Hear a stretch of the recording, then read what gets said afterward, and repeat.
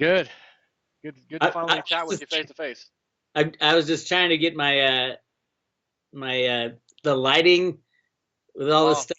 I need like a studio. You got like a cool looking fake background. I need a studio. yeah. I don't know if I have any of that. Oh, yeah. Actually, it looks like. Let's see. No background. Look Oh, at it's that. still it's still keyed. Actually, yeah. It's green screen. Man, I paid like I think $115 on Dude, you get so much use Amazon. out of that thing. Oh, I love it. Yeah, it's fantastic. You can switch screens and everything. Show charts or show pictures or whatever it is. So yeah, it's fantastic. But you're a techie guy. You're a professional. Yeah, kind of, sort of, maybe a little bit. More than me, let me tell you. Yeah, I've been doing it for many, many years. So, yeah, it's good to finally talk to you. Yeah. I'm You a know, I'm a go ahead. huge fan. I'm a huge fan of yours. It is I love it because it's both entertaining and it cuts down on a lot of my work. Like there's some of the things you like get. I'm like, shit, I would have had to search for hours to find that. Yeah, I check my sites every day. A lot of times I'm not real busy at work, so I'll have some time a little bit here and there just to check my sites, the same sites I check during the day or whatever, and see if anything new or interesting's coming our way. So, Dude, every day, literally these days, well, it's huh? funny. Like I used to say, when I first started doing this, and I'd say that safely around 2010. I wouldn't do a video every single day. Wasn't enough happening, I guess. And Yeah. then it became 2 videos a day.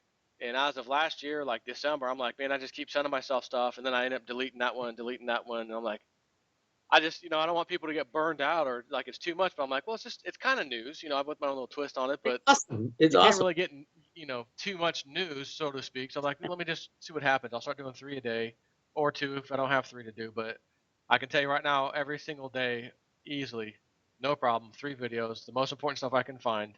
And then I just, maybe as a favor, whatever you want to call it, on the weekends, I just do 2. Like, Yeah. I'm not doing 3 every single freaking day of my life. Well, But you got the system down now. It's it's just click it on, make it happen, and people want to watch it. That's great. If they don't need to watch a video if they don't want to watch it. yeah, you're right. So, I mean, the good news is they apparently do. They still Oh are yeah, off my numbers, so that's good. Like, people want to know. They want to be informed. They're tired of the lies, the mainstream media crap, just the same old, same old. And I look at this freaking protest, and I'm like, man, they're supposed to be 150, 250,000 people. And I'm like looking at all the live feeds, and I'm like, it doesn't look like hardly any protesters are down there, at the inauguration. But just then last night. today, yeah, then Saturday comes around. Oh, okay, there they are, and in numbers, all the women in their little pink hat, and I see this. I don't even think they know what they're protesting. They Really, don't have a clue. they just want need to.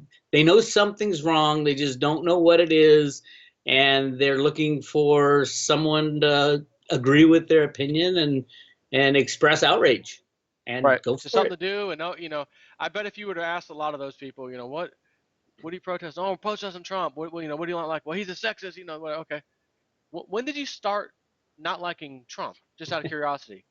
When he started running for president, that's what you're going to hear. Right. Okay, what about before that? None of these problems were a problem then.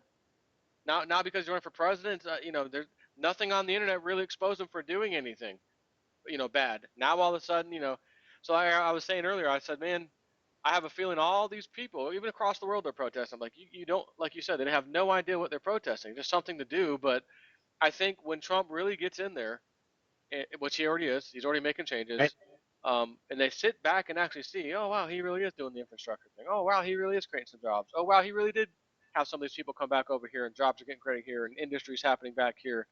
They're going to sit back and say, well, and they should anyways. Like most people, get a little bit pissed off. Wow, damn it, I was lied to. Why did I Well, think that way? I And then think they're going to right. say, Yeah. well, CNN and it was MSNBC, and that's where I heard it. And they're just going to put a nail in the coffin of those, 2 remaining mainstream media outlets. And it's like game over for those guys. I mean, it already is game over for them. I agree. I agree 100%. Are we recording yet? I started recording. I was going, I'll Oh, edit it let's just keep just going. for Nina. But yeah, I do that sometimes. In like with Cliff High, he's like, no, you should do like a before and sometimes people just like to hear what we chat about before we actually really get started. He was telling me about his boat and he's getting this thing going and I love that sort him. of stuff. So He's so awesome. yeah, He's he's so such a cool dude. And I was talking to the Future Money Trends guys the other day, and they're like, oh, we're about to get Cliff High on. We're going to ask him some stuff about that new little one-off Bitcoin report, and he's like, is there anything specific that you might think I should ask him? And I was like, not necessarily. No, I mean, you're already going to talk about the Bitcoin and silver and gold. And I said, listen, when you ask him something or mention something to him and you give him the floor to talk, he doesn't just give you a little answer like yes or no or this or that. It's like he gives this super descriptive answer and the history behind the answer and the potential future history or what will be history about the answer. He's just real elaborate like that. So I'm like, you're not going to have any problems whatsoever chatting with this guy. I was like, keep your questions to a minimum actually, because he's going to really get on it. So save just to get a few really good questions, and you'll be set. I was like, but me personally, I don't have anything to really add to that. If you weren't asking me like what I want to ask him, if I just want to ask him, I just go ask it to him, honestly. But That's the amazing thing is he is so versed on every single thing you can everything. imagine. Anything.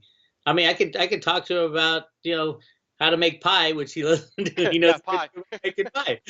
But or what's going on in Antarctica. That's the real exciting stuff that I want to get out of him, and he's still figuring it out. And I think a lot of if you read Trump's speech, I don't know if you watched his inaugural speech, Yeah, I did. but if you read his speech, there's one line in there where he says, The space stuff, right? I wrote it down. He said, yeah, he said, we stand at the birth of a new millennium, ready to unlock the mysteries of space, to free the earth from the miseries of disease, and to harness the energies, industries, and technologies of tomorrow. You want to know I'm, something amazing? You go were for it. out earlier. I'm sure you didn't see my video earlier. I didn't. Matter of fact, it might be because it's coming out tomorrow. Actually, come to think of it, because Yeah, I do them at night and then I do them and then I let them go the next day. But I did this one way earlier, so maybe that's why you didn't see it, or you're out busy anyways. But the exact thing you just said, I had to stop reading. I said, you know what? I'm going to read his entire inauguration speech to everybody in case you missed it or whatever. I said, just listen to this and tell me what's wrong with this guy. This is fantastic. Listen to what he's saying.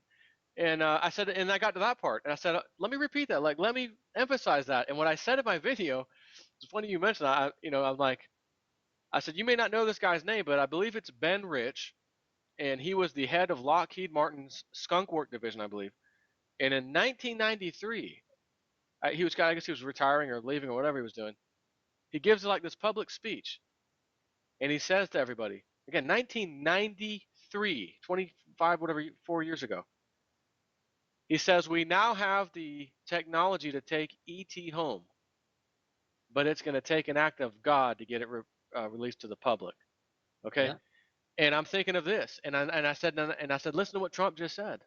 This might be so-called act of God that may get this kind of thing released. And since we happen to have the technology in this country, uh, if something like that gets released, you want to talk about having a phenomenal recovery economy. The whole world's going to want that kind of technology for power generation and everything. All this fossil fuel crap. It's just get rid of that garbage. Drilling and fracking, you don't need it anymore. Yeah. You know? I think that's a big part. A big part of this transition is the releasing of all these secret technologies. Everybody's been, hearing about that we had the ability to create cheap and free energy in the Tesla days. And there's been so many patents that have been deemed national security issues. Yep. And supposedly Trump and his people, part of how he's going to make America great again without giving any specific examples, is to release this technology to humanity, to basically be upfront and tell the truth about where we are in the space of the universe. Right. And I mean, if we can't build the pyramids today with our equipment, how did they do it 15,000 years ago? That's exactly right. And a lot of those things with the absolute like laser precision, not necessarily at the Oh yeah, I've been there. Giza or whatever, but there's that. Is it Beckley, whatever the hell they call that thing, with the big gigantic like rectangular things, and they're like, the little H blocks. They have like little letter H in the middle or whatever, and they're like, what is this? There's nothing around here but these huge blocks, and they're like absolute precision cut. It makes no sense. But when you go there, I went to Machu Picchu in Peru. Maybe okay. And you go there and you see these. They call it pre-Inca architecture, and the pre-Inca architecture is just perfectly smooth rock. And they said, oh yeah, they sanded them for 10,000 years each rock, yeah. which is ridiculous. But you look at this and it's such amazing technology that created these unbelievable cities on top of mountains. Machu Picchu is unbelievable, and the town above Cusco, which is the town you fly into after you fly into Lima, and then you take a little puddle jumper, a scary puddle jumper Yeah. to Cusco, and Cusco has all these huge megalithic rocks, and one of these rocks has like 15 cuts in it, absolutely perfect. We can't lift this rock with our machinery today, and yet they seem to carry it 5 miles from the quarry up to the top of this mountain to build a city with these perfect cuts that you can't put a knife in, you can't put a piece of paper in. They're Yeah. perfect. Yeah, they put logs in front of each other and just pulled it with Yeah, manpower. that's what they say. Yeah, And come yeah, on, it kind of reminds me like what Cliff's talking about with in his reports, the Webbart reports with Antarctica. yep, And right before, I'm trying to think, was it before the election or right after the election? I think it was right before the election. And remember, John Kerry runs down to Antarctica for a little pit stop. yep. Like, what? And That doesn't and happen. yeah, well, supposedly the Pope went down there, but that wasn't announced. Obama went to, I think it was Peru or Argentina, and supposedly made a jump over to there. Yeah. It was announced that the leader of the Roman or the Russian Orthodox Church went there for a blessing, and supposedly, I don't know if Trump's going to go there, but what they found down there, according to like the guys like Wilcock Yeah. and people like that, more on the conspiracy side, but it's turning out a lot of these conspiracies are true. Hmm. They found pyramids, they found technology, they found these caves that are just gigantic with all this ancient technology in it. I believe there's, if you want to talk ET and phone home and Yeah. all that, I think they're running into those people as well down there, or people, or aliens, whatever you want Beings, to yeah, call them, whatever they are. things. Now, it's not fanciful. Those Cliff talks about these night vision goggles that he has once in a while. I bought a pair of those, and I can see these things flying around in the sky at night. It is unbelievable. What kind are they? They're Yeah. Gen 3. Mine are Russian made. I got them from some guy up in the Napa Hills. What Really what scary. what does something like that cost? It Out of was like curiosity. 3 grand. They're Okay. really expensive, crazy expensive. But they work. But what would you pay to go outside, look up in the sky, and watch aliens flying around in your? Now they might be, they might be human made craft that they're just not telling us about. Sure, sure. These things go so fast, and I've seen the triangle craft and squadrons, and it's unbelievable what you can see in the sky with these night vision goggles. And yeah, people have their accounts of, yeah, I've seen an alien, and I saw this thing shoot across the sky, and Yep. there's so much going on that we're not allowed to know. That's the thing that pisses me off the most. I'm with you. That these people in government think they're the ones who get to know, and they're the ones who get to explore all these things, and we, the sheeple, aren't allowed to Who are know. paying for it? Yes, exactly. Who are paying every penny of this? And then give other excuses why they got to raise taxes or they got to cut this or that, while they're just living the life, phenomenal technology at their hands. Like, I was Yeah. watching this video the other day. Someone posted, and it was supposedly the International Space Station. There's an astronaut out there, and I think he was actually telling people like a live stream or whatever what he was doing, and he opens this thing, and all of a sudden on the right, I mean, you'd have to be quick to see it, but man, something streaks across fast and then does like this, you know, okay, maybe it was a rock flying through space. Oh no, wait, it can't be because a rock just did a U-turn, It stopped you and know. turned. And then it happens again, and then you see his hand, like if this was the screen, his hand does one of these numbers this close to the screen, so you can't see what's over here in this section of space where Yeah, this just exactly. happened. And I guess he's probably looking himself because you never see him. Then he finally is like, okay, it stops. So he puts his hand away, starts talking again. Just a few moments later, it's back, and there's 3 or 4 of them doing it. The hand goes back up. It's like nothing happens. It's normal for them, but we're not allowed to know any of that. And Yeah. that's why I think Trump is going to change. Um, and it's tough to analyze him these days because he had to, hire all these Goldman Sachs guys and the deep state guys just to get into office. I think he had to put these guys up for his cabinet. I think he's going to fire most of them I think you because may be right. most of them are. I mean, not most of them are criminals, but about half of them are absolutely the market riggers. The guy Steve Mnuchin, Oh Treasury God. Secretary. That guy, not only is he a market rigger and a computer expert at Goldman Sachs, that was his job. His job was market rigging. He's an asshole too. He is a complete asshole. And if you saw his testimony, you can tell this guy is not, his aura's all off or something. Yeah. But he is just the worst of the worst.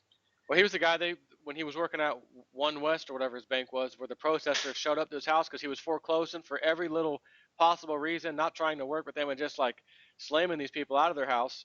They freaking went to his 24, $25 million mansion in California and protested. And I also found out very recently, I did a video on this, in where they said, "Oh, yeah, he did. He's for the Republicans." Well, he did donate to one Democratic candidate or person. It happened to be the Attorney General of California, who is potentially going to file some kind of charges against his One West Bank for over 1,000, infractions of something he did wrong. I guess during the foreclosure process. So nope, nothing happened. Nothing to see here because she got her little. It only cost him $3,000. He gave her a $3,000 campaign contribution. Yeah, he So walked away with hundreds of millions from that deal too. can you From imagine? the one was his father was he was a Goldman Sachs lifer on the board of directors. His dad? His dad, yeah, Mnuchin's dad. So he is knee deep in the bad guys. Now, why did Trump put him there? You don't want to put your best choice as Treasury Secretary into place right before you crash the whole system Yeah. or it all falls apart. He'd have to fire that guy. So I think Mnuchin's going to get fired when the House of Cards starts crumbling. I wish I knew what day they were going to pull the plug. But I do think it's early because Trump wants to get on with things. He doesn't want to try to fix all this stuff, get jobs back, and then have the system crash. A couple years into his. Yes. So if he crashes it early, it's kind of hard to blame Trump. But you can easily fire your Treasury Secretary, even if he doesn't. That guy might not even get past the congressional approval process.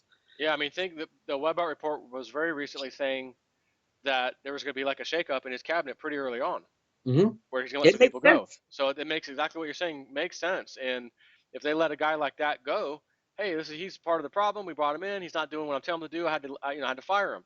So he's Yeah. gone. He Who's got the some of best the. at firing? Who's the king of Who's the firing? man? Yes. Hey, Nugent, you're fired.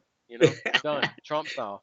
So and the guy Vincent Viola, the head of the army, who's another computer market rigger that ran Virtu Financial, that high frequency trading company that basically stole money before the money even got onto the market. So I think he'll go too, and there's a couple others.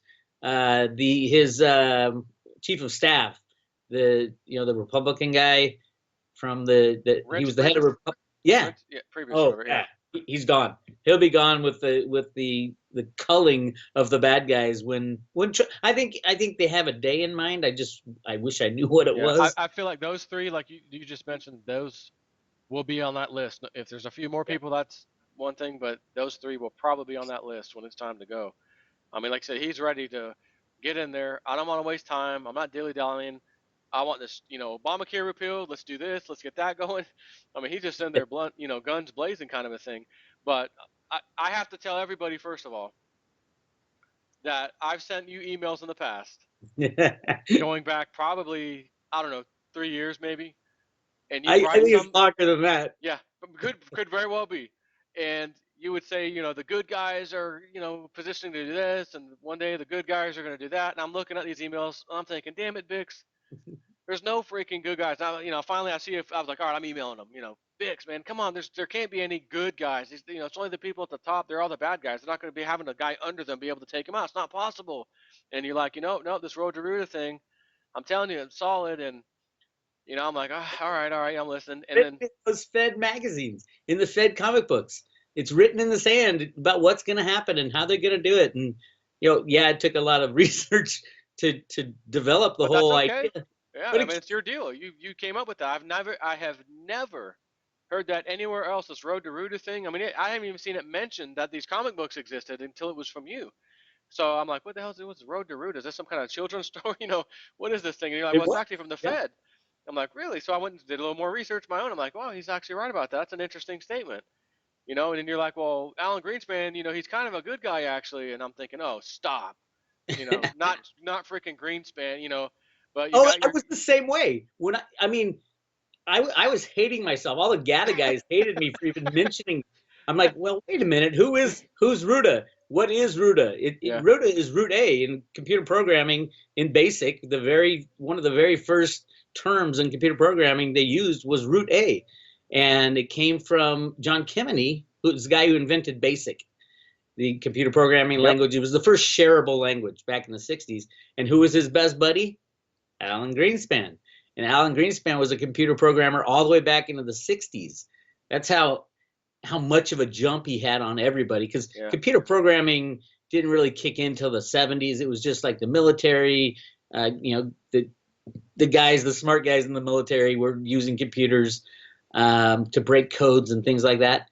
But when Greenspan took it over, Greenspan invented financial computing. He was the guy because his mentor was a guy, Arthur Burns. Arthur Burns was the yep, head of the Fed, and he put Greenspan in charge of the Council of Economic Advisors after they took Nixon out under, what was that, Ford. And it's amazing when you go through this stuff.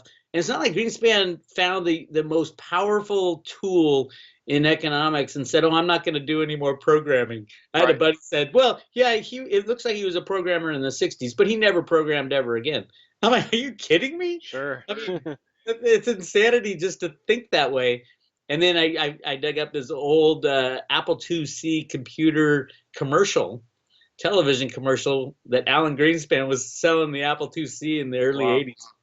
If you go down that path, most people who took the time to read The Road to Root Theory and look at the comic books and look what was written and look at the new $100 bill with all the right. gold. I followed everything you said about that, and I'm like, yeah, okay, you got a point here, but I'm like, Greenspan can't be, you know, even in the '80s, that bastard was jacking the rates up, you know, big Uh, time, and people were, I hate, he was on TV hate. talking in an interview how people were sending him threats, and you know, Oh people yeah, hated him, every American hated everybody him. hates, and people do still do hate him. So you know, And when I personally hear that, I think to myself, well, how, you know, good guy, why would a good guy do that? You know, but maybe he was just in a position where he just had to because of what had just happened. You know, I don't know.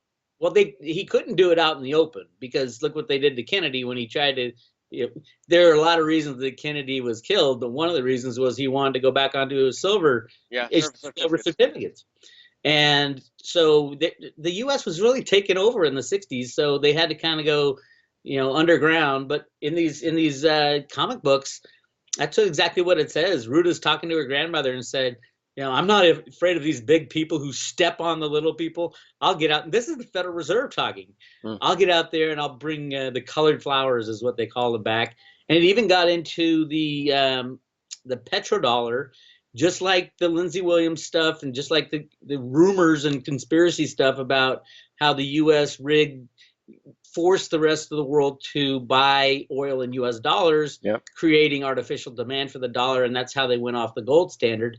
Well, in the comic, they're doing the same thing. These colored flowers shed these black tears that look exactly like oil, and there's little piles of oil on the ground. Mm. So yeah, it absolutely all connects and all makes sense. And I think in 2008, Greenspan, that was his last shot to destroy the system and return us to a gold standard. And the crash just wasn't big enough, unfortunately. And people weren't smart enough back then And to. not to mention Trump. Speaking of a gold man, pro gold man, we know where Trump stands on that issue. He's a Oh, definite gold guy. he's got gold all. Well, he was recently photographed with 3 gold bars. I think you did a Yep. video on that Yep. one. And I saw a picture. Now, I don't know if it's real, but I saw a picture of Trump signing the new orders from the Oval Office, and they changed the curtains from red curtains Yeah, to gold. That's to true. gold curtains. That's true as far as I can tell. I saw that If this that morning. picture's real, I I think mean, it is. is that a sign or what? Right, gold. You know, your $100 bill, gold. Right. Oh, it's The all the over the $100 curtains, bill. gold. Him standing there with 3 gold bars. You know, he openly is an advocate for gold. You know, sound money policies at least. You know, not even at least, but you know, I think he's going to be that guy. And we're going to find out that you know Mnuchin and the rest of them don't want to go that way, and you know I think he's going to let the markets go down, everything go down, and then as part of, hey, this is the reason why this stuff's going down. Bingo, like you said. Now that things are happening early on, this guy, you're fired. Treasury guy, Army Secretary, you're fired. He fires a few people. All right, ladies and gentlemen, we got rid of this. The top Wall Street people. Start new. Here's my pick. Here's my pick, and here's my other pick. We're gonna move forward. Making America great again or whatever. But But everybody Joe, there's needs. no good guys. What are you talking about? There's no good guys. That's it. So Right back at you. yes, Big Weir gets all of the credit in the entire world. Well, it's not done yet. So I still have to. It's enough that your theory is sound at this point. Now, if by chance the club comes out and they just can't take this line down and they pull a JFK on this man a year later, whatever. Well, I never said the good guys would win. We're back in that vote, and then we're in trouble. I'm not going to redo. I'm not doing a video. Big Weir, you were wrong. No, I mean you're right. Your theory, as much as it was painful for me to listen to this and watch read your emails. I'm like, I'm about to sit at my desk by myself, like, Big, stop this. And then it's like, holy crap, wait a minute, Trump won. Oh, wait a minute, he's definitely in the White House now. Wait a minute, he's really doing some of these things. Wait a minute, this is kind of what Big Weir said was going to happen. And it's not. And I'm emailing you behind the scenes, like, not really telling anybody, but I was like, Bix, I'm not going to give you the credit until he actually steps foot in the White House, just in case any shenanigans are pulled. Yeah. But hey, it's Saturday night. That guy is in the White House. He is the 45th president. We heard some of these, Baba Vanga prophecies, and some of these people. Obama will be the last, and John Teeter, your buddy. John Teeter, the whole thing, the he/she election. There's gonna be a problem with the election, which is Civil Although War stems for. I love that stuff, and I truthfully I found it through one of your videos a long time ago when you were talking about that. If you can explain it to people and point them to your videos, but a lot of that stuff has come true. Absolutely, it really has. You can see exactly what he was saying. I mean, back then, like, people were commenting to him in the message boards, like, you're a moron. Like, what are you talking about? Oh, okay, I'll play devil's advocate. But then the next thing you know, there's this quite lengthy conversation, and the guy has answers and interesting statements and things that he shouldn't even bother saying in these conversations. Like, one of the things that, like, for example, he's like, excuse me, just out of nowhere, they're talking about stuff, and then, the Constitution changing. He goes, oh, and by the way, these genetically modified seeds and stuff for food. Who would have ever thought of such a stupid idea? And he's like, seeds like that, genetically modified, you can do the things the right way and then do them the wrong way. And the way they did it, who would have been so stupid to do that? And I'm thinking, no one even asked him about that. Why is he talking like that? And then here we are today, GMOs. 2017, GMOs everywhere. Monsanto, the king of GMOs. And now we got a guy, again, like Trump, like you said, a good guy. He puts a good guy in place to watch over the vaccines, right? And that guy is now going to, I'm sure, look into it, and they're going to pull up or get the scientist from the CDC who was forced to throw away the data that said there is absolutely a link between autism and MMR vaccine. So then he's going to come out, and Trump, is one of his nephews or somebody autistic? Trump just put in, it was one of the Kennedys as the head of that department, and he head of the vaccine or something. Robert Kennedy Jr., I think. Right? And he's one of the guys who are saying these vaccines are killing people and they're causing autism. He's the guy you want in there. So Monsanto probably right now is shaking in its boots, just like the pharmaceutical industry is, and they all should be. It's like all the bad guys. Well, here's the other thing, and it's not. Remember, this isn't just Trump. Trump was put there by a faction of these good guys. There's other good guys saying, hey, a smooth transition is how we got this problem in the first place. Let's just pull the plug. And Trump's kind of the last hope for a little bit of a smooth transition. But in the background, the game is already won. The bad guys have been destroyed, not totally removed, and not tried for their crimes, which I think is coming once Trump gets. I'd love to see that. Would I love to see that? They deserve to. Here's my kids are asking me all the time, okay, so Trump got in, where's the good guy, bad guy stuff? How come half the United States hates them and hates you for liking Trump? Yeah. I said, that won't be fixed until they know what happened to them. Until they understand how they've been mentally brainwashed and trained to believe what they believe, and all part of the process. Once that breaks down, then everybody will say, oh my God, what Yep. was I thinking voting for Hillary, and Yes. Trump, we abused Trump so much, and he was right this whole time. And but that's what needs to come out, and Trump can play that card anytime he wants, really, with those 650,000 emails that they got of Hillary's. Yep. Supposedly there's videos in there of really Yeah. incriminating. Yeah. Let's not forget about, you're talking about Anthony Weiner's laptop stuff, right? Yeah, yeah, yeah. And Uma what Abedin and all that. do you remember the name of the file, the folder name? Oh yeah, it was something like get out of jail Life, free, no, life insurance. Remember, life life insurance. insurance, Yeah. and then all that stuff was in there. We never got to hear what or see what was in there. So I do think maybe, like you say, these good guys who aren't at the top and can't make decisions to get rid of these bad guys above them, but they were in a position close enough to them to realize, ooh, I know what the stuff they're into. This is my personal opinion, but I think like those pedophile stuff, the videos, whatever may be in these folders, All the was pizza. that Yeah. double, triple ace in the hand that says, hey, it's going my way. You're going to shut up. You're going to sit down. Both of you, Obama's and Clinton's, you're coming to my inauguration. You're going to sit down and watch me, and you're not going to do anything because this is going to be given out to enough people that even if you try to kill me, then it becomes exposed, and the whole world will see what you people were doing, to these children or whatever the dirt is that they have on them. And they probably, I mean, because if you saw Hillary Clinton's face and Bill Clinton's face while they were sitting there while he was giving his speech, those two, especially her, boy, her face look. If looks could kill, she could have murdered somebody just staring at him. Oh The yeah. only time she finally let a smile go was when he basically told everybody, uh, I forgot what his words were, but something kind of, kind to them and stand up and okay. She Well, stood up with actually, her no, face. no, he didn't say that until it wasn't at the inauguration. It Okay. was the day after at the luncheon or the dinner maybe that night. But Okay. it wasn't at the inauguration because CNN, the Clinton news network, kept saying, "Oh my God, he didn't acknowledge Hillary Clinton." I cannot wait to see the demise of CNN when the Clinton stuff is exposed. CNN is just, I mean, it's so in your face now, the fake news meme, that it just makes me ill every time I accidentally flip on that channel trying to I find hear some. you. I Although only turn that I on less like like a. Go ahead. I also like watching it just to see what the other side is trying That's to what I do. was gonna say. That's what I was just gonna say. Every now and then I gotta see what the enemy's doing. I'll just Yeah. flip it on and hear them, and I could barely take it.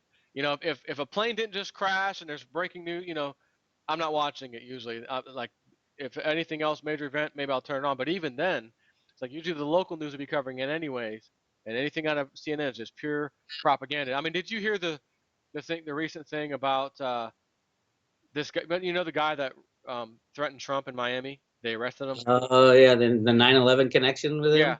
his Oh, mom was sitting on flight 11 of 9/11, one of the planes that flew into the building, 2 seats away from the mastermind Mohammed Atta, who the FBI found his passport his passport intact. completely intact, not even burned, nothing on the floor of the rubble. And then, according to this article, his mother sitting 2 seats away, they were able to find her wedding ring and give it back to the family. Exactly. And who's And then, sitting and with then them he's the at one that? who gets The busted. Clintons. Yeah. Oh my God. The It's 9/11 needs to be exposed along with everything else, along with who shot Kennedy, really, and along with all the other lies. It's interesting. I did when I was doing a lot of stuff for GATA back in the late 90s or really late 90s and early 2000s. I went back and looked at the people who assassinated or tried to assassinate all the US presidents, and they all had links to the banks. Every single one of them, Yep. of the presidents who'd been assassinated or attempted assassinations, like Reagan was John Hinckley Jr. and John Hinckley Sr. was like best man of Bush Bush, Sr.'s. both oil men. Yep. Yeah, Hinckley Oil, and they were partners with Zapata Oil, which is like a And CIA front oil company. and Oh, so remember the John Hinckley Jr., the one who tried to kill President Reagan. He never got really anything other than, oh, he's mentally retarded, so he he's, just got out. yeah, he got out. I mean, he's been out for a while, but he was always under watch. He was under like a house Right. arrest kind of a thing. And then now supposedly he's like out as of last year, and I was like, well, that's interesting. All of a sudden he's just out. Who could possibly try to assassinate a standing president, especially of this country, regardless if they're messed up in the head or not, and still be able to successfully not get the death sentence, and just get out later on sometime in their life and walk a free man. Only someone related to the club. Well, there was two shooters was the other issue. There was a guy up in the window of the hotel supposedly, and I mean, you We can need a imagine. fall guy. They always need a fall guy. So Yeah, can you imagine you've just been elected president. You're I wasn't very long. I think it was 2 months into his presidency, and then an attempted assassination happens. Your inside guy said, "Oh shit, this is the Bushes," and Bush is your vice president, right. and you're like, "What do I do? What do I do?" They had to go deep underground after that. And I remember And hearing how Reagan was completely adamant. I do not want Bush as my VP pick. I don't want him. I don't want him. And oh for yeah, some reason, they just kept pushing and pushing and pushing and like kind of forcing him. He's like, all right, fine, I'll do it. we know the reason And now. and they said like even when he would have like secret meetings and things, he's like, I really don't want him. Like, I don't want him around, but he kind of has to be now. But it was just like that kind of relationship. And of course, who stood to take over should have he had been killed? It would have been Bush.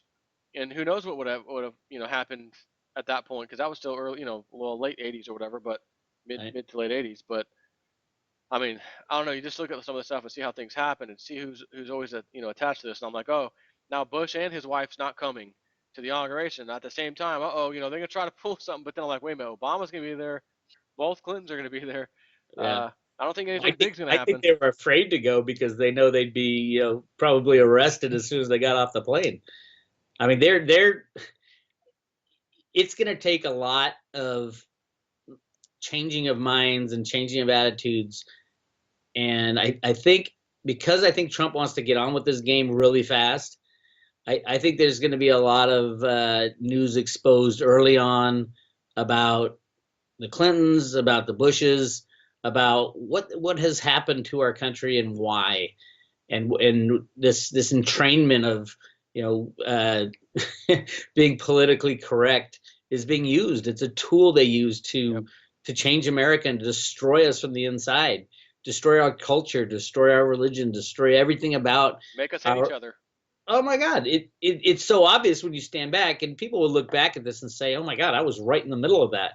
Yeah, I how did I was." not see that? It's kind of like you're outside and there's this rain cloud, this little dark cloud. You don't really recognize it's following you around, but it's always raining on you.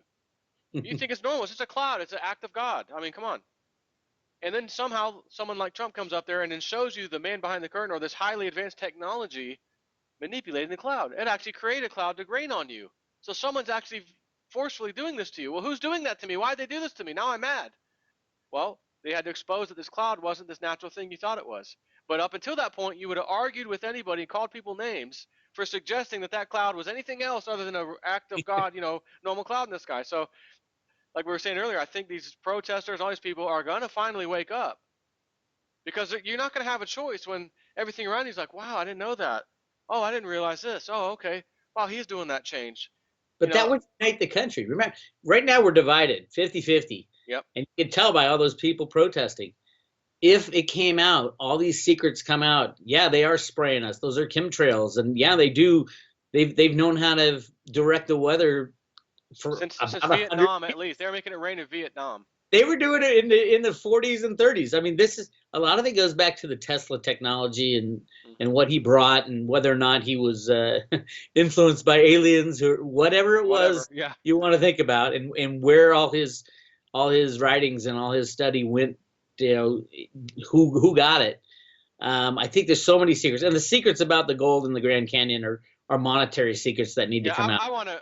Can we spend some time on that for a minute? I would love to. I would love to. Because I've heard you say that. I'm like, you can't tell, but I'm like, I gotta lounge back now because this might be I, deep. I can tell. I can tell. This could be deep. And I remember watching an episode, one of these, shows, Discovery Channel or something, whatever, or Science Channel, what they call it now. It was one of these exploring episodes, and guy goes down there, and it's like, oh, they found ancient Egyptian stuff in here. They sealed it up, and what is that museum? Smithsonian. The Smithsonian came in. There's no records anymore, but S.A. they found Jordan was the a guy. local newspaper article that said the Smithsonian's here today looking at this, and they found some artifacts from Egypt inside this thing in the Grand Canyon. They go to fly a helicopter down there, and they hire it. They're like, well, we want to used to drop us down, and well, we're not allowed to fly down there. Well, how come? The winds, FAA rules. the And winds are too wild. but you can go anywhere else outside this little square zone. Yes, that's correct. But you can't go inside here. No. So they're like, okay, this is looking a little more fishy. So my question for you, at least to start with, is what if this Egyptian thing is true? First of all, does this Well, play a role in that? And is that the gold that they somehow found and melted down, or are keeping it, or something? Or is there some other kind of gold? okay. All right.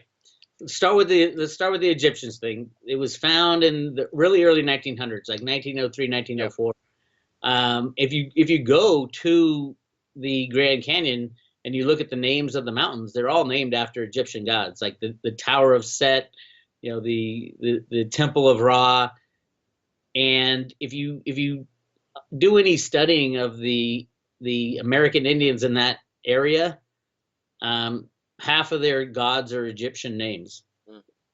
So to deny that the Egyptians traveled anywhere is denying history. Now, what they did is, so they found these Egyptian caves, and the Indian, what do they call them? The myths. They call these people the ant people who lived there. Yeah. Small people with big heads. They look like ants or they look like aliens. You take your pick. And they built these tunnels within the walls of the Grand Canyon, and that's where they lived. The story gets so they bring the Smithsonian out there in the 1906, 1907 is when those articles from it was the Arizona Gazette, I think, that published those articles. And they're pulling out all these mummies, and still, if you go to the Grand Canyon, there's a roadside attraction called The Thing. And if you go to this, it's a dumpy little gas station or something, but The Thing is actually a mummy that they have in this case. It's like, and it's a real mummy. It looks like a real mummy, and all falling apart. It's pretty messy looking, but they supposedly pulled it out of the Grand Canyon. And the idea was it's like the Egyptian pyramids in Egypt. They don't want to tell people that anybody other than humanity made it, because that would screw up the religious textbooks. Yep. And I know you're a big fan of religion, so yes. Oh yeah, you like that story. So they decided to cordon off this area of the Grand Canyon. Now, that wasn't until, first of all, they had the Smithsonian in there, and they were telling people about it originally. And then they found this seam of gold, and it was huge. It was massive. And we're talking something that had been mined and smelted, or no. All original within the Grand Canyon. So just like hitting you gold. got your layers. Yeah, you got your layers of rock, and then down below you have like a 10-foot high seam running for 100 yards. More gold than had ever been found in the history of the world. Now here's the problem. And so there's these guys from they got financing from Chicago, the Chicago bankers, and they put this. They laid train tracks, because you couldn't get to the Grand Canyon. It would take weeks to get in there. It's not like today where you can fly in and take a car. Yeah. It was rugged land. So they start this huge mining operation, and in 1912 they announced it on the front page of the New York Times. And I found this article. I found it on the New York Times archives. I have no idea how I found it. It's like the Road to Ruta stuff. How did you find this stuff? Yeah. I have no idea. I did a search for gold back in the early 1900s, and I found this article, and it says vast riches found in the Grand Canyon, and they interview the mine foreman and all this, and he said the amount of gold that will be pulled from this area of the Grand Canyon is going to astound the world. We're talking billions and billions of ounces. That's what he said. That's what he said. Billions and billions of ounces, and billions more in the sand near the banks. So it's not just this seam. So that was the front page of the New York Times, and then all of a sudden, not a word. Now here's the problem. In the early 1900s, gold was money. Gold and silver were used as money. The total monetary supply of gold was 100 million ounces in the world back in the early 1900s. This would have destroyed that. It would have caused massive inflation or deflation, inflation, but it would all be concentrated in the hands of whoever's mining this huge seam of gold. The monetary system would collapse. The rich people would be very pissed off because they kept all their money in gold, and it was a gigantic problem. So once this thing hit the front page of the New York Times, they knew something had to be done. So what happens in 1913? The invention of the Federal Reserve. They started creating monetary instruments like gold-backed bonds, like those 1933, 1934 bonds that surfaced, like $100 million bonds and things like that, supposedly backed by gold, but nobody knew where this gold was. They cordoned off that part of the Grand Canyon, and it's the U.S. Marines that guard it. Still to this day, you're not allowed to go in there. They said it's too dangerous. The caves are too dangerous, and the U.S. Marines are still there. Now, I have a friend who has been near there. Well, hold on. Okay, but This is the Grand Canyon you're talking about the Grand that has yeah. Marines in front of it.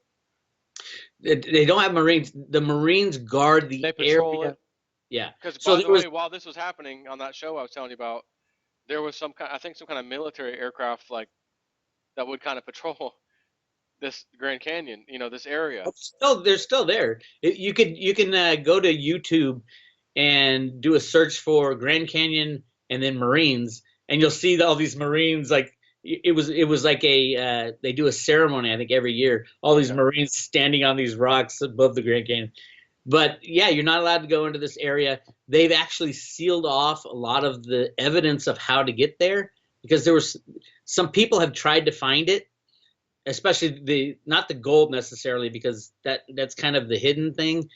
I'm the one who discovered that on the front of the New York Times, but it all made sense, and it fit into the other things about how they were allowed to print these gold-backed bonds when, in the hundreds of millions of dollars, when there wasn't $100 million worth of gold in the world. I mean, that was the total monetary supply in 1900. So they haven't been mining this; it's just been sitting there, or have they mined it? No, yeah, it's been sitting there. They probably mined some of it. There was a rumor, and they made a movie out of that rumor, that there was like an avalanche. They started mining it because in the Grand Canyon it's very fragile. The cliffs, there's layers of sediment and different things like that. So they started mining it, and there was a huge avalanche, and it was going to be really hard to get to because in the early 1900s, it's not like you're going to bring a big mining truck. You're using pans to get the stuff and picks and things like that. So supposedly there was an avalanche, and in the movie McKenna's Gold, very similar thing. They see the stepways up to the hole in the cavern, and then they go through this hole, and they find this big thing in the side of the mountain, big seam of gold, and then they're riding out, and there's an avalanche. Interestingly, that's the same way in the Road to Ruta comics, that Ruta loses her way to find the colored flowers that she had found. So what happens is in the Road to Ruta, the colored flowers symbolize the gold standard. It's all about scarcity, but Ruta goes back to find this land she calls it color land, and she goes back and can't find it because there was an avalanche that closed it up. Almost the exact same story as the rumors coming out of the Grand Canyon, and that was portrayed in the movie McKenna's Gold. So if you go to my site, and there's an article called Golden Secrets, there's a video of McKenna's Gold, the part about the avalanche and covering up the gold.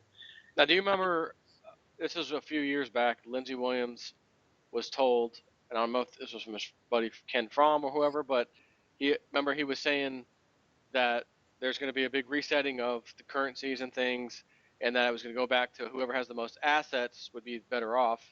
And when he talked about assets, he mentioned gold. He's like, so whoever's sitting on the most gold is really going to come out on top when everybody's currencies gets reset. He said that all these countries had this deal together that they understood, and we're going to revalue everybody's currency, and it would be based off each country's assets, gold being one of the assets. So think about this. We're the biggest debtor nation in the world. We got all this massive debt and all these problems. Our dollar is the world reserve currency. We printed more money than anybody else. But if we had this immense, absolutely massive pile of gold, like what you're suggesting, we would be still king of the world if that Well, actually were to go into play, because we would have way more gold than anybody else. yes and no, I would say. And the Grand Canyon gold is not the only gold. The, every country, almost every country, has massive amounts of gold. Gold is not as scarce as everybody says. If you do research into Yamashita's gold, all the Yes. gold found in the Philippines, I've got the CDs and the documents on it. If you read the transcripts of the Ollie North Iran Contra hearings, they talk about that gold that was used to finance these gun running, the Black Eagle Trust. There's all kinds of real gold stories. And a lot of people say, "Oh no, it's just fake. It's just fake." No, there's all kinds of documentation.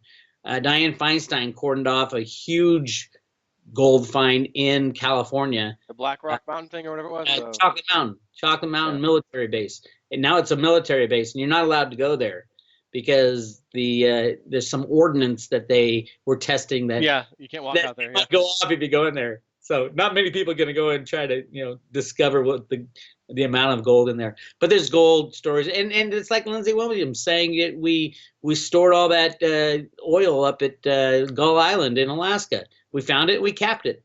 That has been the MO for the United States since they started taking paper money since 1913. All we do every time we find anything good, we'll keep it in the ground. We'll call it a national wildlife preserve. Yep. Obama cordoned off gigantic swaths of land in the middle of the United States just before he left office. Huge, I heard millions about that. and millions of acres.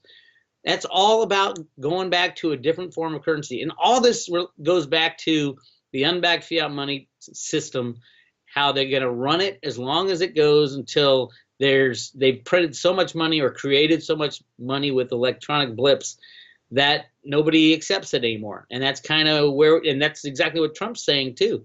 He's saying, oh yeah, we're going to build infrastructure, we're going to build roads, we're going to default on our debt, we're going to renegotiate our debt. Yeah. All that he used those words. He did.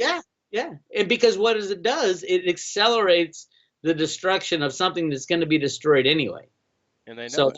And in the Road to Ruta theory, that's the formula that Ruta writes in the sand in the 1981 comic, is this economic formula devised by a guy in the 1960s called On the Road to the Golden Age. And it's a mathematical formula that says if you want to go back to a gold standard, first thing you do, if you're on an unbacked fiat system, is print as much as you can, soak up all the benefits until people stop accepting it. And that's what we've done. And we've built these housing bubbles and houses everywhere. And those are hard assets.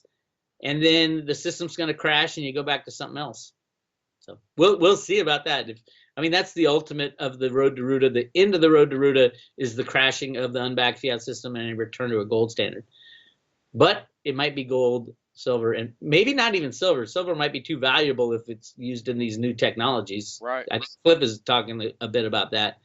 But I think Bitcoin's going to have a big position in our monetary system going forward as well. And it took me a while to get there on Bitcoin, but I'm a huge fan and a huge believer of it now. Yeah, I'm with you on that too. When I first heard about it, and I'm not touching this thing with a 10-foot pole. I'm not even kind of getting into this. And you're kicking yourself, aren't you? Yeah, $2 a Bitcoin. Oh my God! My kids had a little birthday party today, and one of my friends was over there. We were just chatting, and Bitcoin came up, and I'm like, man, this thing. I was like, even right now, it's worth around $900 or so. And I'm like, man, just a few years ago, it was $2. I was like, can you imagine if you just spent, I don't know, $100 or $200 on this? $2 a piece. And when it's worth today, I had guys telling me when it was $6. Jeff Berwick told me when it was like $10. He's like, "What are you doing? Get Bitcoin." Like, "Oh, are you kidding? No, that's electronic money. That'll never work." What's it backed by?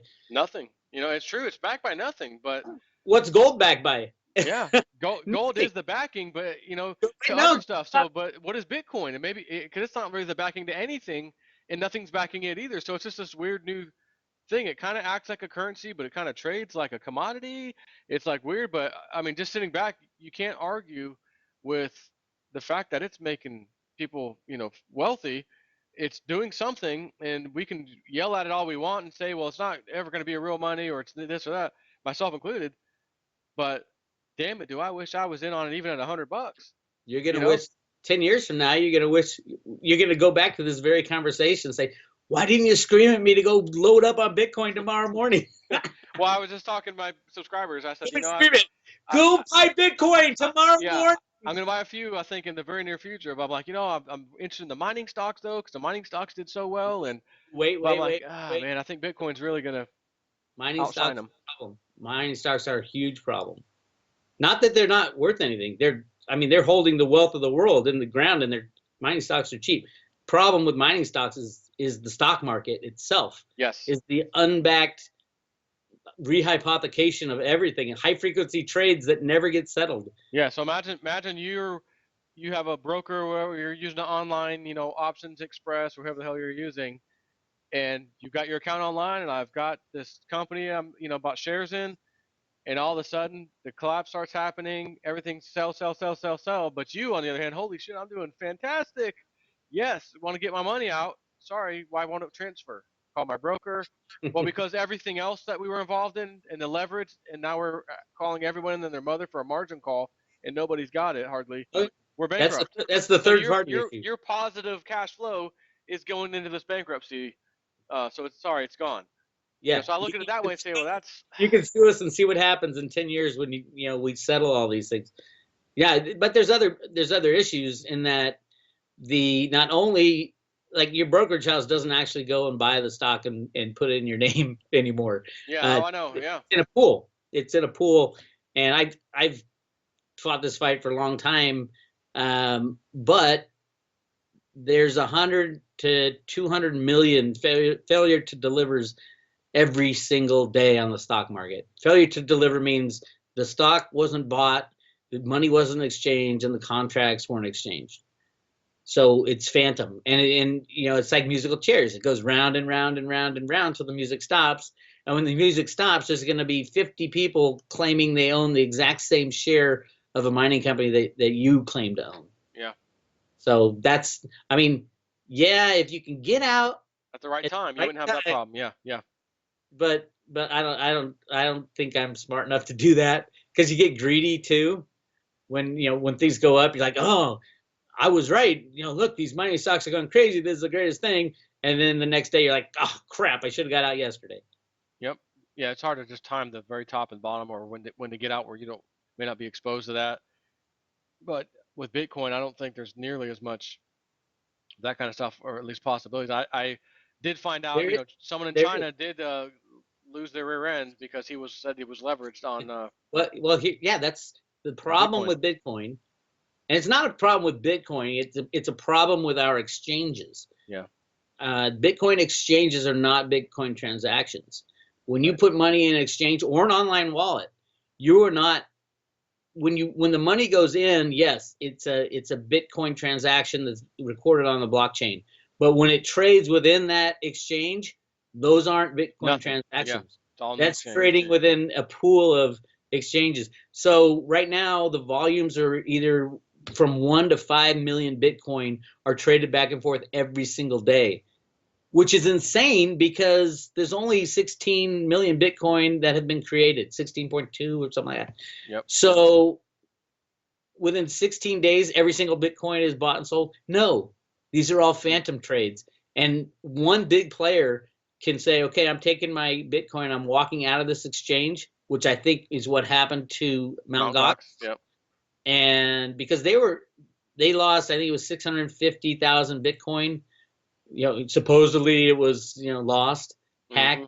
Yeah. Uh, but in reality, it was probably just one big buyer saying, hey, I own 650,000 that I just bought in the last 3 days. I'm gonna do a real transaction, take all these Bitcoin out of the exchange, which would destroy the exchange. Because they work on very, very thin, they have cash and they have Bitcoin in the pool. And there's not a lot of Bitcoin in these pools that are trading a million.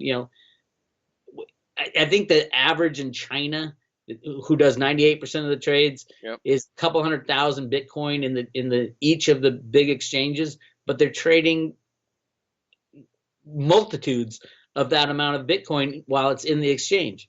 So yeah, that's a risk. But as long as you keep your Bitcoin in on a paper wallet in your own possession, Right. just like gold and Just like gold silver, and silver. Yep. you don't have to worry about it. Yeah, it'll affect the price. The price will go up, down, and sideways. I think the best thing that could happen to the price of Bitcoin is to get rid of all these exchanges.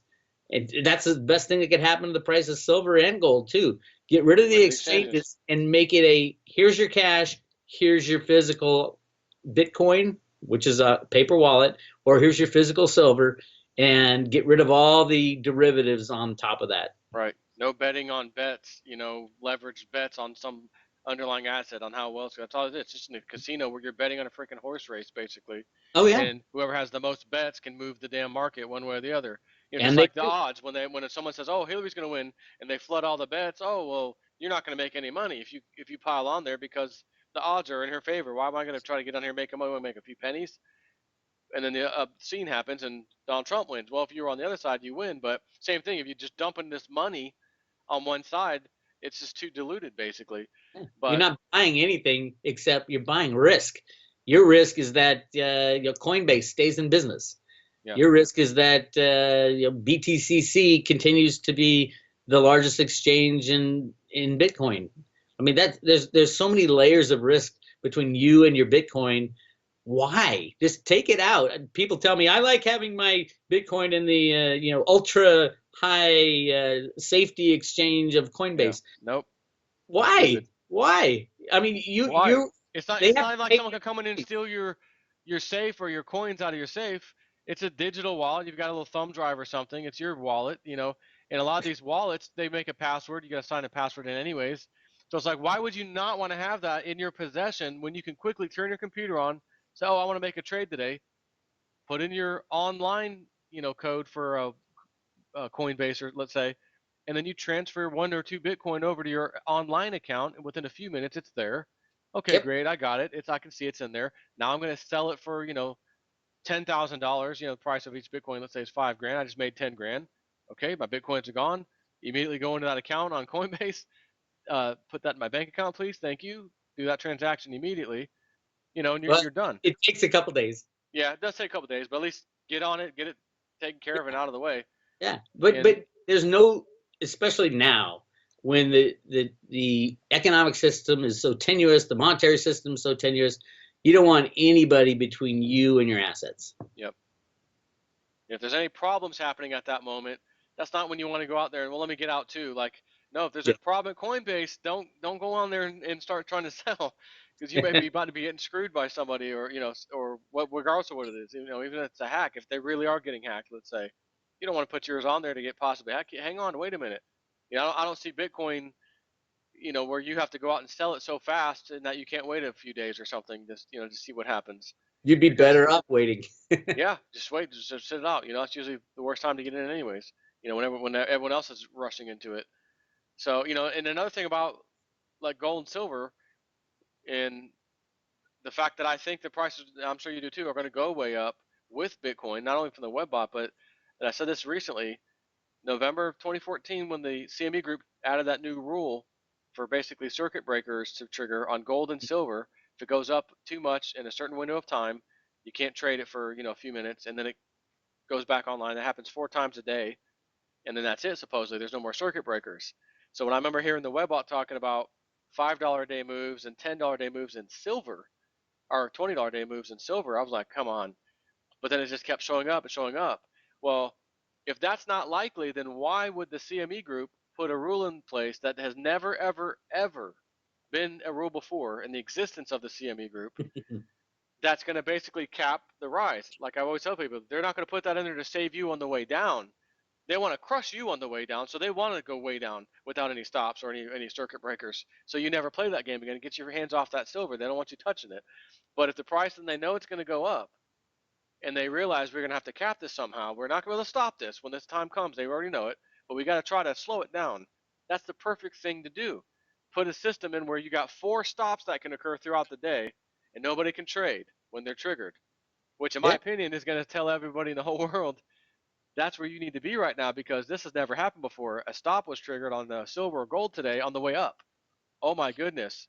So that's going to be a red flag, I think, for a lot of people to recognize finally that gold and silver are definitely some assets they want to have. But if this Webbot report's right, at least with timing anyways, we may be seeing 2017 as possibly the year where we finally see some really good silver and gold prices. Maybe not Ooh, the top, are you but a making good a one. call? Are you making a price prediction there and timing and everything? Oh my God. I never do that, but I feel like this year could be the year where that starts. I can't give a number because I don't know, but I feel like we could get towards the end of this year. It'll probably be later in the year if I had to guess.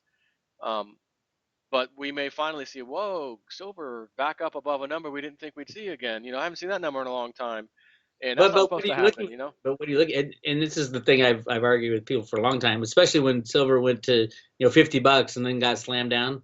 It started at 25 and went up in I think it's 2011, right? Yeah, yep. So March, I believe. January it was $25 and they put this guy Bill Daley as Obama's chief of staff. Now Bill Daley is The Fed. uh, Oh no, that's Dudley. Sorry, I'm thinking someone else. no, Daley is, yeah, you're thinking Dudley, the Fed guy. Yeah. No, Daley is of the Chicago Mafia. The mayor of Chicago was a Daley, but this guy is J.P. Morgan's right hand hitman, and so they were having a problem with the price of silver. It went up to $25. Bill Daley goes in as Obama's chief of staff immediately. Like on a perfect angle, it goes right to $50, and I'm like, oh my God, look out! This is not real pricing. Something's going to happen. They're going to, you got the king silver rigger sitting right next to Obama. Something's going down, and then you had the drive-by shooting on May 1st, and the price goes down from 50. It still hasn't recovered from that. It destroyed so many silver investors, the little guys. Mm-hmm. So when you look at price and you see the price go up, you need to remember that's the COMEX price. That's the electronic price. It's got nothing to do with supply and demand of silver or people getting excited about it. It has to do with where they click their mouse that morning, where they want the price to go. And you can tell by the volumes. The volumes on the COMEX. COMEX, I think last year did 70 billion ounces of trades. 70 Yeah, I billion. mean, come on. Who's transferring that back and forth? You know what I mean? Insanity of that number, and that's just one exchange. The LBMA did 3 times that much, according and because they only record net sales, net transfers they call them, and I mean the numbers are off the charts, and they're a lie. And but that's all we have. We don't have a silver market, unfortunately, a physical silver market where people go, oh, I'm going to pay you $25 for an ounce of silver, and you're going to hand me an ounce of silver. Right. That's not how these markets Everyone work. just looks online. What's the price today? Yeah. Oh, Kidco. Oh yeah, it's 1701. Okay. It's like So you can't trust it until these electronic markets shut down, the derivative markets, the LBMA and the COMEX. Until they shut down, you're not going to know what the price of silver is. A good gauge is the silver to gold ratio. Silver to gold ratio in the ground is, I think it's 12 to 1. It's been ranged from 10 to 15 to 16 to 1 for the yep. Since history. But here's the deal: in the last 50 years, we've used up all the silver in electronics. So that old ratio is complete bullshit now. I'm sorry, but that silver's not going to come out of the landfill. It's in Yeah, they're not recycling hundredths of that. an ounce. Yeah. So what is the true ratio now? What should it be? Well, supposedly there's 5 to 6 billion ounces of gold in the world above ground, and there's about 5 to 6 billion ounces of silver above ground. That's a 1-to-1 ratio.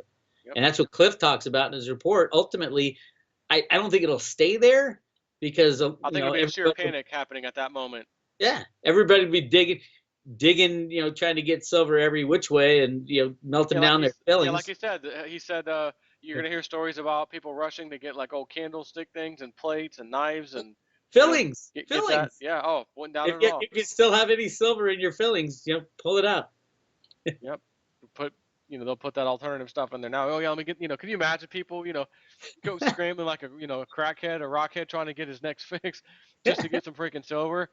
I mean, I remember a while back he was talking about the signs you're gonna start seeing. He's like, yeah, all these, we buy gold signs.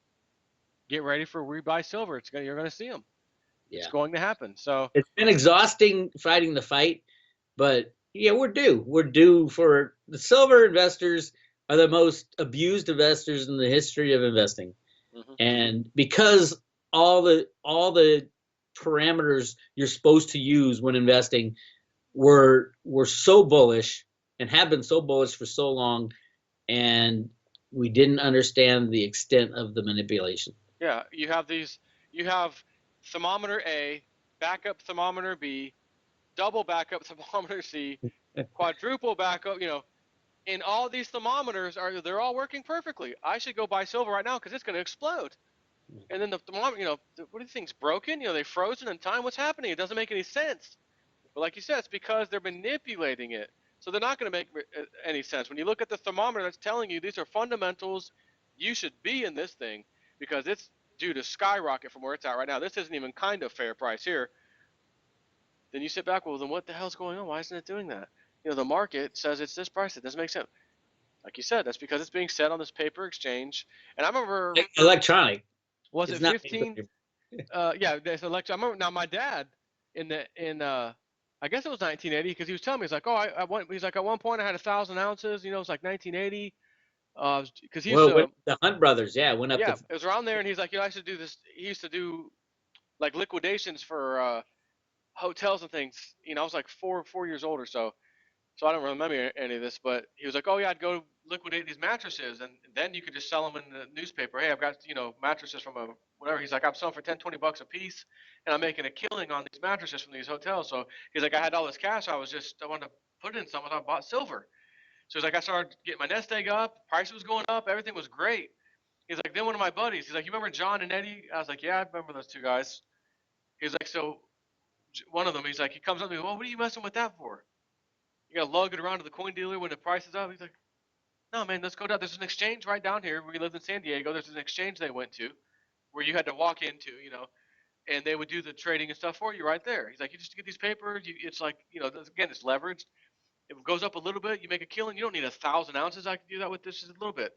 So my dad's like, "Oh, okay." So he starts liquidating a little bit of his silver to take the cash and go play this game. Not all of the silver, of course, not even most of it, just a little bit of it. And then the crash happens. $50 silver, pff, down. So he's like, we're in there every day, standing there trying to get the sell order, and they can't get the sell order. Standing in Didn't that line, happen to you too? couldn't get it. Yeah, well, it happened to me in 2008, but I did it on the computer. So he's telling me in real life, I had to walk in here, and I'm fighting to try, finally got it sold, and I had a massive margin call.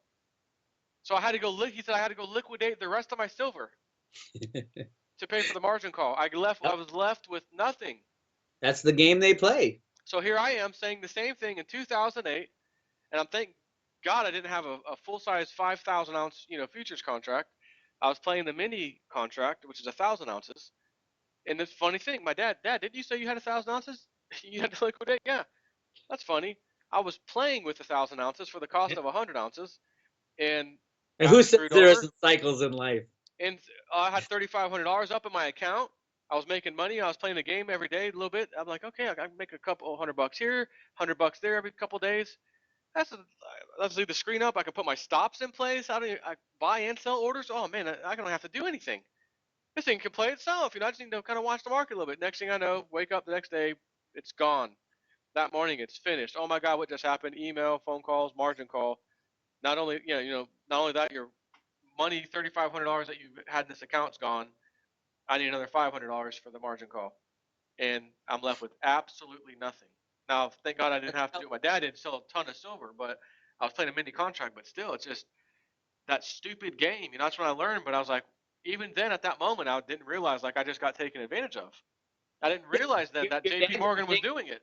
Yeah, your dad got taken advantage of too. And it was the government that came in and shut the Hunt brothers down, changed the rules on the COMEX to say, oh, by the way, only sell orders Yes. are allowed and no buy orders. It's like, well, of course it's going to go from 50 to $10 in a matter of what? It was like a month. Oh yeah, it was rapid. He same thing. tried. He couldn't get it sold. Yeah, at least they were fairly honest about what they were doing. The government said, "Oh, you guys are, you're trying to corner the market. We're going to take you out. We're going to destroy the price." Yep. But back in 2011, they didn't tell anybody. J.P. Morgan knew, and they played it appropriately, and got out of their Bear Stearns issue. Yep. But they didn't tell anybody else, and other than the people in the club, as you call them. That's right. But they did the same thing. And it's all these, the problem is the exchanges, the electronic exchanges that use just electronic blips, rehypothecated assets, and highly levered assets that aren't even real, and they can drive the price up and drive to get everybody excited and drive it down to zero and shut the market down if they wanted. And Not only that, if you and I, let's say multi huge billionaires by chance, and we figured this out, said, man, we know how much we see the volume. Me and you, we're going to get together. We're going to put $6 billion on the COMEX market. We're going to move the silver. You would find that as fast as we did that, the government through their banks would have another massive amount of paper printed instantly to then give them again the lion's share to push us out again, which is why we see from time to time the 100-to-1 ratio of the paper, like the futures contracts where there's 100 paper all chasing the same 5,000-ounce silver contracts, and that turned to 200-to-1, 300-to-1, and then I think gold at one point was but it's so much 500 higher to than 1. that. The 101 number came from what's his name, Jeffrey Christian, in the GATA hearings. Yeah. The reality is they are taking the position at the end of the day where everybody stands at the end of the day. That's how much they have versus how much is traded, things like that. That's not where price is set. Prices are set in daily trades. So you have to take the total volume of the entire market versus the total volume of the physical metal that is available in the registered category. And when you do that, it's like 3,000 to 1. There's 3,000 trades chasing, one ounce of physical silver. Because no one ever demands delivery. They're never going to demand delivery because it's them. Well, they're not allowed to a certain point. Also, there's a cap on monthly deliveries of, I think it's 20 million ounces, which J.P. Morgan has been taking month after month after month. The limit. According to Ted Butler, real close to the limit every month for 3 or 4 years, and that's how they, his take is they have over 550 million ounces. Now the Hunt brothers had 100 million and then 100 million in COMEX contracts. This is 5 times that. And it's physical. And it's physical. Yeah, well, yeah. The Hunt brothers had, I think it was 90 million in physical, or maybe 110 million. Now, Buffett, when he was playing in the physical market and trying to take down the banks, he had 130 million in physical, and they shut him up. They said, okay, we're gonna sue you for this fraud at General Re, which is an insurance company, unless you play ball with us and give us all your silver, which he did, and then they started the SLV with the Buffett silver. So yeah, it's the game goes and goes and goes, but that's the bad guys game. Now we get to see whether or not Trump continues the game or pulls the plug on it. And I'm not going to give Trump long. I mean, maybe a couple months before we can tell if he's going to continue to rig the markets or he's not. I don't think he wants to. I think he wants to get on with it, so he'll crash the system early on. Yep. He's already said he wants to take out the Fed. He said he thinks all the markets are in a bubble that he inherited from Obama. Yes. If longer he waits, it's going to be his fault. You're right. You're absolutely right, which is why he would want to prick that bubble almost immediately, as fast as possible, have everything in place, talk to the people he needs to talk to. Guys, we know you're holding it up. We know what's happening here. Not anymore. We're not playing that game. We need some kind of orderly system, which may not seem too orderly to the rest of us, but it's going to have to go down that way so he can then say, okay, now we're going to pick up the pieces. We're moving forward with my plan, and all that crap's gone. And then all of a sudden, that's the day you and I email each other and say, what the hell just happened today on the freaking gold and silver market? Are you seeing these numbers or is this fake? No, this is real. It's the real deal finally. What are you looking at? Are you looking at the electronic COMEX numbers? Well, that's just it, because like the webbot said, they may say $30 silver, but when you go to buy and sell it, no, it's 70. We don't even look at that. It's 70 now. We've added $30 on top of the spot because you can't find it. Yeah, right. It'll be local markets, and the exchanges will shut down. They're criminal anyway. And unless Trump wants to restart a criminal system, he's got to shut down the COMEX and the LBMA and find out, get a real market, a real market where I wrote this article, 17 things the CFTC could do to fix the silver market. And, some of the stuff was just basic stuff. One of the biggest was show everybody your position. We want to know who's selling and who's buying. Right. And if you have to hide it, then there's a problem. Right, and that's what you would find right now. The right hand has been selling to the left hand, and then the left hand holds it for a while, sells it back to the right hand, and you're going to say, oh my God, this is like 99% of the freaking market movement is this thing. all of us little people in between is nothing. It's not even, doesn't even do anything. You Yep. take that crap out, and all of a sudden you have a real market. It's Yep. just, it's sickening on one side. It's like, man, I've just had enough of this. I'm tired of seeing this crap. But Trump wasn't supposed to get in there. Now he's in there. Oh my goodness, I never thought it He possible. better fix Vince it. Weir, the good guys. Holy crap, I think you're right. It'd Like be this right is kind of until looking good. yeah. I mean, we're gonna find out. I think we'll find out in the first 6 months of the Trump administration whether or not he's gonna have to pull the plug on this, on the false markets. I mean, they're all over the world. So I think, and I got to get going soon, but I think a good thing to watch for is that I think Mexico is going to pay for the wall because Trump is going to let silver run. I think he told them that he's going to take away the manipulation of silver, and Mexico will be one of the richest country in the world, and they're going to build the wall. They'll pay for the wall because they don't want us, the U.S., coming into Mexico. There was something, that's a good point, and glad you said that because it just reminded me, but I can't think of what was said. But the Mexican president, this was just a day, 2, maybe 3 days ago. I thought there was some kind of conversation. It was public where the Mexican president said something. It was very positive towards the U.S. and Trump, and I was like, that does not sound like the president about this wall thing. And it may have even had something to do with the wall. And I'm like, hold on, who said that? And I was like, the president of Mexico said that? I had to go reread it. I'm like, holy crap, he did. I cannot remember what it was, though. But it made me think, what the hell made him change his tune? Was he got dirt on him? But maybe this is the kind of thing like, hey, look, relax. Your guys are about to make it big. $1,000 silver, Mexico is the richest country in the world because they're the largest silver exporter. Yep. So if and all the Mexicans will be wanting to go, illegal immigrants, they're going to want to go back to Mexico because that's where all the wealth will be. Oh yeah, for hell with this place, so we're going back south. They came to the U.S. to make a good life for their families, and if you got $1,000 silver, Mexico's the richest country in the world because they're the largest silver exporter. I think that has a big thing to do with Trump making those statements about Mexico and the wall, is that's what the plan is, to let gold and silver trade freely finally. And then where will the price of silver go? I don't know. It hasn't been traded freely for over 150 years. Nobody knows where the price of silver is going to go. Yeah, and the WebBot is, which I'm going to give the disclaimer now, when it comes to the price movements of silver and gold, it has not been accurate. Nor have I. They should have moved there. They should have. Right. Remember the thermometer thing? That's where it should be doing without the manipulation. The thermometer is saying that's where it's going to go. But it's saying that like by the end of this year, we should see some absurd numbers we've never seen before for silver or gold. So that means new record highs. Again, if this thing gets the freaking timing right, which it hasn't been good on with that, but the fact that it's tied to Bitcoin, and Bitcoin, he's been spot freaking on. Amazing, I have right? a little bit of hope that, maybe this is going to go this way, not only just because of that, but because we got Trump too. So that's a good sign. We got the WebBot with the connection to Bitcoin. That's a good sign. So I'm like, I may, be a little vocal and say, I think this could be the year. I can't give numbers. I don't know, but I think this could be the year where all that stuff finally turns around.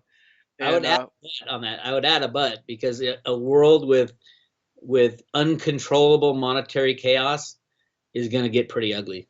I would agree. But yeah, I mean, what else is going to happen with these derivatives and all that stuff? It has to go down. They so it's like away. They got to go away. So how's that going to be pretty? You know what I mean? Yeah. That can't go away in a pretty way either. So it's like, pull the Band-Aid, baby. Pull the Band-Aid. Rip it. Don't pull it. Rip that sucker. And here's what we got: silver's exploding, derivatives crashing. Sorry about your 401k, but the rest of us finally, we've been screaming this for years. We've taken flack for this year after year. Yet we do have tunnel vision to an extent, but it's like it's there for the right reasons. Look at this. Look at that. Look at the debt. Look at the. But we have all this gold hidden. We have all this hidden gold we could distribute amongst the people.